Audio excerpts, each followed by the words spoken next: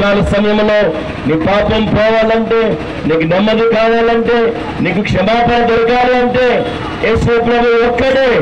ఆయన మనందరి పాపములను క్షమించడానికి ఈ లోకానికి వచ్చిన దేవుడు.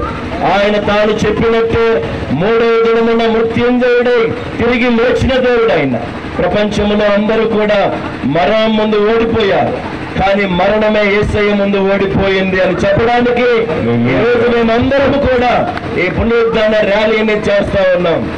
ప్రపంచంలో యేసు క్రీస్తు సమాధి ఒక్క సమాధి మాత్రమే ఖాళీ సమాధి అని చరిత్ర మనకు తెలియజేస్తా ఉంది. కాబట్టి ఉదయకాల సమయంలో నాయకులారా, అధికారులారా, వ్యాపారస్తులారా, గ్రామ ప్రజలారా ఆలోచించండి. ఈ పునరుద్ధాన ర్యాలీ యొక్క ముఖ్య ఉద్దేశము యేసు క్రీస్తు సమాధిలో ఉన్న దేవుడు కాదు, ఆయన సజీవుడైన దేవుడు అని చెప్పడానికే ఈ ర్యాలీ మేము చేస్తా ఉన్నాం.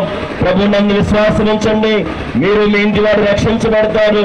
యేసు ప్రభు ఒక్కడే మనుషులందరి పాపముల కొరకు ఆయన మరణించాడు, సమాధి చేయబడ్డాడు, తాను చెప్పినట్టే మూడవ దినాన తిరిగి లేచాడు. ఆయన నిజమైన దేవుడు అనడానికి మరి పునరుద్ధానము మనకి సాక్ష్యం చెప్తా ఉంది. మరి రేపు ఉదయం ఈస్టర్ పండుగ సందర్భముగా, పునరుద్ధాన పండుగ సందర్భముగా జయ క్రీస్తు, జయ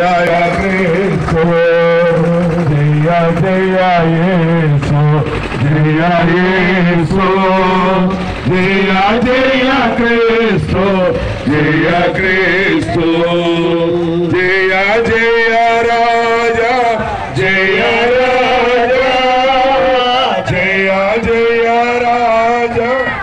ఫెలోషిప్, దైవజనులు, సంఘాలు ఈ విధంగా ర్యాలీ చేయడంలో ప్రతి ఒక్కరు ఏం చేయాలని చెప్పి సందేహంతో ఉండవచ్చు.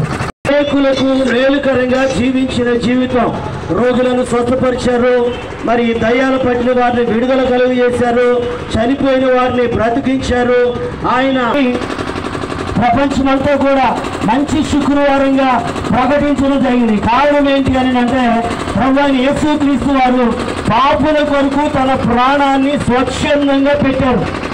పాపుల కొరకు, పాపుల యొక్క విమోచన కొరకు, పాపుల్ని పరిశుద్ధులుగా చేయటం కొరకు ప్రభువైన యేసుక్రీస్తు వారు శిలువలో తన రక్తాన్ని